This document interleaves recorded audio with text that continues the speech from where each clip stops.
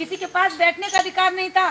Doctor Ambedkar ने लिखित संविधान में कहा कि सब समान है। ये देश ऐसे ऐसे ऐसे नहीं चलेगा, ये देश ऐसे चलेगा। जो पढ़कर लिखकर अपनी क्वालिफिकेशन को साबित करेगा वो ही जज की कुर्सी पर बैठेगा, कोई जाति का आदमी नहीं बैठेगा। यदि आपके अंदर काबिलियत है तो आप डीएम एसपी बन सकते हो, जाति के ऊपर नहीं बनोगे। ऐसा ही है ना, आज आप डॉक्टर, इंजीनियर, वकील, जज, कुछ भी नेता, परिनेता, खिलाड़ी यदि बन सकते हो तो आप अपनी योग्यता के अनुसार बन सकते हो, जाति के आधार पर नहीं। ये अधिकार किसने दिया? डॉक्टर अंबेडकर ने दिया। और इस देश के अंदर सबसे बड़ी ताकत जिसको कहा जाता है, जिससे सरकारें तैयार होती हैं, वोट का अधिकार। उस वोट के अधिकार को किसने दिया आपको? कोई नेता आपकी गलियों में आता, नेता आपके पैर छूता? आपको क्या लगता है कि आपके पास वोट का अधिकार नहीं होता तो नेता आपके पास आते, नेता आपसे बात करते? अरे नेताओं को तो आपकी बच्चों से भी बदबू आती है। उनके पास समय नहीं है आपके पास आने का, लेकिन उनकी मजबूरी है। किसकी बदौलत आते हैं वो आपके पास? आपके वोट की शक्ति को लेने आपके पास आते। इन औरतों के पास भी आते जिन औरतों को कोई पूछता भी नहीं था। पूछता क्या कोई तुम्हें? ये शक्ति किसने दी तुम्हें? वोट की शक्ति किसने दी? ये वोट की शक्ति बाबा साहेब डॉक्टर अंबेडकर ने दी। और इस शक्ति को देने के लिए डॉक्टर अंबेडकर ने जानते कितनी कुर्बानियां दी?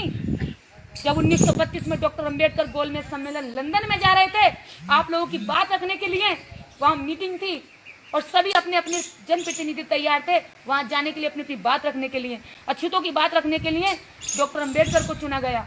डॉक्टर अंबेडकर का बेटा मरने की कगार पर था, उसको डबल न्यूमोनिया हो गया। डबल न्यूमोनिया जब बच्चे को हुआ तो डॉक्टर अंबेडकर को उसी दिन लंदन जाना था। डॉक्टर अंबेडकर अपना बैग पैक करके निकल पड़े जहाज की ओर। उनके बड़े भाई आनंद ने कहा कि बीमा तू बहुत ही कट्टर है, बच्चा मरने की कगार पर और तू लंदन जा रहा है। तब डॉक्टर अंबेडकर ने जानते हैं क्या कहा, आपका पक्ष रखते हुए उन्होंने कहा कि मुझे मरते हुए अपने एक बच्चे की चिंता नहीं, मुझे मरते हुए इस समाज के अनेकों बच्चों की, 6 करोड़ अछूत दलित बच्चों की चिंता है, इसलिए मुझे जाना पड़ा। डॉक्टर अंबेडकर मरते हुए बच्चे को छोड़कर चले गए।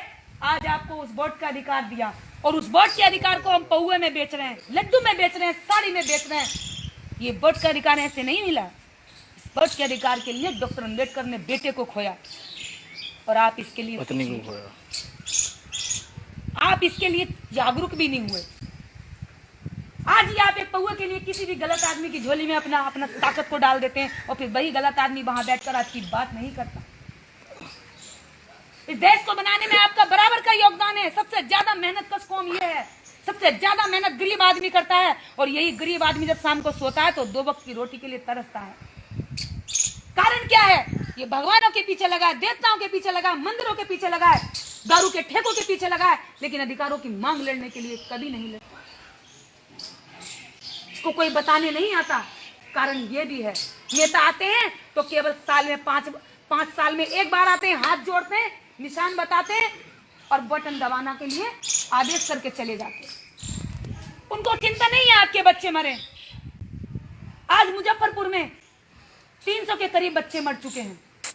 अस्पताल नहीं है, दवाई नहीं है, डॉक्टर नहीं है, आज बच्चे मर रहे हैं। कोई एक शब्द नेता आपका बोलने को तैयार नहीं है। किसी गरीब के, किसी अमीर के बच्चे नहीं मर रहे, वो आप जैसे गरीबों के बच्चे मर रहे हैं। क्यों मर रहे हैं वो?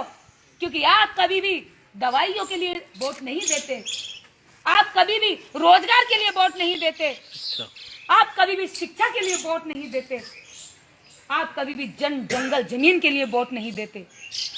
आप वोट किसके लिए देते हो? भारत माता की जय। हम हिंदू हैं, हम हिंदू हैं। वो हिंदू का खोल पहनकर पूरे देश पे कब्जा किए हुए हैं और आपको मुसलमानों से लड़वाने का काम करते हैं। इधर मरे या उधर मरे, मुस्लिम मरे या दलित मरे, दुश्मन उन्हीं के हैं। खत्म आप में से कोई एक होना है। उनके बच्चे पे आंच नहीं आती। हमको मुस्लिम दुश्मन बताया जाता है, मुसलमान तुम्हारा दुश्मन है, मार डालो, मुसलमान तुम्हारा दुश्मन है, जंग लड़ लो, देश से भगा दो, ऐसा कर दो, वैसा कर दो। लेकिन इन कमीनों से कोई पूछे, जब डॉक्टर अंबेडकर पानी की लड़ाई लड़ रहे थे तो तुम ही कहते थे कि अछूत पानी नहीं पिएगा और एक मुसलमान नहीं पानी पीने के अधिकार में साथ दिया, तो तब तुम कहां मर गए थे? इस देश के अंदर जो औरतें आज जो बेटियां पढ़ रही हैं, ये पढ़ाई का कोई देवी सरस्वती का वरदान नहीं है। इस देश में सबसे ज्यादा कुर्बानी देने वाली, इस देश में स्कूलों तक लड़कियों को पहुंचाने वाली सावित्रीबाई फूले थी, जो सैनी समाज की महिला थी। सावित्रीबाई फूले ने आज जीवन में बच्चे पैदा नहीं किए। सावित्रीबाई फूले पढ़ी, पहले उनके पति माली जाति के थे और उनका दोस्त पंडित था, लेकिन जब ब्राह्मण की शादी हुई तो किसी ने देखा, अरे सैनी समाज का आदमी हमारी शादी में चल रहा है, नहीं नहीं नहीं नहीं नहीं, अछूत है ये, इसको बाहर निकाला जाए वरना बारात नहीं चलेगी। जब उन्हें बाहर निकाला तो ज्योतिबा फूले लौट कर जा रहे थे, अपमान का घूंट पीकर उन्होंने कसम खाई कि मैं इतना पढ़ा लिखा, मैं इतना ज्ञानी, मैं इनसे ज्यादा पढ़ा लिखा, और ये आदमी मुझे इसलिए निकाल रहे हैं क्योंकि मेरी जाति छोटी है, मेरे ज्ञान की कोई कदर नहीं है। इस समाज को बताना पड़ेगा, जब मेरे जैसे पढ़े लिखों के साथ ऐसा हो सकता है तो मेरा समाज तो अनपढ़ है, अशिक्षित है, भोला है, सीधा है, उसके साथ क्या क्या होगा।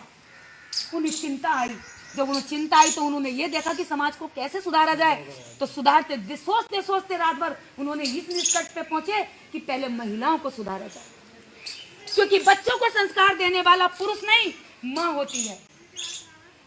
यदि बच्चे को अंधविश्वासी बनाना है तो माँ को अंधविश्वासी बना दो, बच्चा किसी को बताने की जरूरत नहीं पड़ेगी, बच्चा अंधविश्वासी बन जाए। यदि बच्चे को डॉक्टर अंबेडकर का अनुयायी बनाना है तो कुछ मत बताओ, बच्चे से बात मत करो, उसकी माँ को डॉक्टर अंबेडकर अनुयायी बना दो, उसके इतिहास की जानकारी दे दो, तो बच्चा अपने आप ही अपने इतिहास को जान करके बलवान बन जाए। तो डॉक्टर अंबेडकर बाद में है, उनसे पहले सावित्रीबाई फूले, ज्योतिबा फूले की पत्नी। ज्योतिबा फूले ने कहा कि मैं तो इन महिलाओं में जा नहीं सकता। उन्होंने अपनी पत्नी को तैयार किया, उनको पढ़ाया लिखाया, तैयार किया, बोले कि जाओ सावित्री, तुम इन महिलाओं में जाकर के इनको पढ़ाने का काम करो। जब सावित्री जाती तो औरतें गोबर फेंकती, औरतें अपमानित करती, ए आई है सावित्री, छोड़ दिया फूले ने इसको हमारा टाइम बर्बाद करने के लिए, ए सावित्री हम अपनी बच्चियों को पढ़ाने नहीं भेजेंगे, इतनी देर तेरे साथ टाइम मारेंगे, तेरे साथ माथा मारेंगी, इतनी देर में गोबर थाप लेंगी, इतनी देर में रोटी सेक लेंगी। सावित्री को अपमानित करके भगा दिया जाया करता, लेकिन सावित्री ने हिम्मत नहीं हारी। सावित्रीबाई फूले जब घर पहुंचती तो बहुत बार रोती, उस अपमान के घूंट को पीकर घर में रोती, रोटी सेकती जाती और रोती जाती। तब ज्योतिबा फूले आते तो पूछते कि सावित्री क्या हुआ, कि समाज के ताने तुझके सुनकर तुम रो रही हो, तुम दुखी क्यों हो रही हो, इस समाज के तानों से तुम दुखी क्यों हो रही हो सावित्री। सावित्रीबाई फूले का जवाब सुनोगे तो आपकी रूह कांप उठेगी। सावित्रीबाई फूले ने जवाब दिया कि फूले, मैं इसलिए नहीं रो रही कि ये मुझे अपमानित करते हैं, मैं तो इसलिए रो रही हूँ कि ये अपने अपमान को किस दिन पहचाने। मैं इसलिए नहीं रो रही कि मुझे गाली देती हैं, मुझे भगा देती हैं, मुझे पागल कहती हैं, मैं तो इसलिए रो रही हूँ कि अभागी महिलाएं अपने भाग्य खोलने के लिए कब तैयार हों, कब शिक्षा का मार्ग पहचानेंगी, कब ये मंदिरों को छोड़ करके शिक्षा के स्कूलों में, विद्यालयों में पैर रखेंगी। और जिस दिन ये ऐसा करने लगी उस दिन मैं समझूंगी कि मेरा जीवन सफल हो गया। सावित्रीबाई फूले ने आज से 100 साल पहले ये बात कही, 150 साल पहले, और आज फिर एक माँ चाहती है कि मेरी बेटी स्कूल में जाकर पढ़ाई करे। ये किसका विचार है? ये स्कूल किसके लिए तैयार किए गए? आप लोगों के लिए तैयार किए गए, और किसी देवी देवता ने नहीं, सावित्रीबाई फूले ने तैयार किया। लेकिन मंदिर में बताया जाता है, स्कूलों में बताया जाता है कि सरस्वती माता शिक्षा की देवी है, जिसके पास कोई डिग्री नहीं, जिसने कहीं कोई पढ़ाई नहीं करी, उसको हमारे माथे पर थोप दिया गया। सावित्रीबाई फूले ने इस देश के अंदर जो त्याग बलिदान दिया उसको हम नहीं जानते, हम तो काली मैया को जानते हैं, हम दूसरी देवियों को जानते हैं। डॉक्टर अंबेडकर ने वोट के लिए शरीर पर अच्छा कपड़ा पहनने के लिए 6 जेब आज कपड़ों में लगी हैं, और हर जेब में पैसा निकलेगा। ये जेब यहाँ तक बनाने के लिए, यहाँ तक बैठाने के लिए, कुर्सियों तक लाने के लिए अपने बच्चे की कुर्बानी दे दी, अपनी बीवी की कुर्बानी दे दी। तो डॉक्टर अंबेडकर के बारे में ये महिलाएं नहीं जानती, लेकिन जिस भोले ने किशन ने कुछ नहीं करा, उस भोले किशन के गीत गाएंगी और उसकी पूजा अर्चना में लगी रहेंगी। तो तुम्हारा बेड़ा गर्क कैसे नहीं होगा बहनों, कैसे नहीं होगी बर्बाद तुम, कैसे तुम्हें अधिकार मिल जाएंगे देश के अंदर? भाई तुम्हारी लाइन ये है, तुम्हारा मकान ये है, और तुम मकान की बगल वाली नाली पे कब्जा करके बैठे हो। तुम्हें मकान पे कब्जा कैसे मिल जाएगा? तुम्हारे कब्जे की बात बताती हूँ। इस देश के अंदर एक वोट तुम्हारा है, एक वोट टाटा, बिरला, अंबानी और प्रधानमंत्री का है। जितना हक टाटा, बिरला, अंबानी का है, इतना ही इस देश की प्रत्येक संसाधन पर आपका भी बराबरी का हक बनता है। लेकिन आप ये लड़ाई कभी भी नहीं लड़ पाते, क्योंकि आपको फुर्सत नहीं है कांवड़ लाने से, क्योंकि आपको फुर्सत नहीं है दारू में झूम जाने से, आपको फुर्सत नहीं है आपस भाई भाई में लड़ जाने से, आपको फुर्सत नहीं है अगर बगल वाला बढ़ रहा तो उसकी टांग खींच जाने में। आप दूसरे ही काम में लगे हुए हो, तो आप कब लड़ोगे अपनी लड़ाई हक की? ये कब तक ये बच्चों को तैयार करोगे? इन्हें पैदा करके हम पीएम बनाने के लिए तैयारी नहीं कर रहे, मजदूर तैयार कर रहे। यदि हमने 4 बच्चे पैदा किए आज की डेट में, तो हमने 4 मजदूर तैयार कर दिए और नेताओं के लिए 4 वोट तैयार कर दिए, पर अपने लिए हमने कुछ भी नहीं किया। ये हमारे समाज की सच्चाई है। इसे जितना जल्दी हम समझेंगे, इतना जल्दी तरक्की की ओर जाएंगे। यदि मेरी एक बात भी झूठ हो तो आप बताना।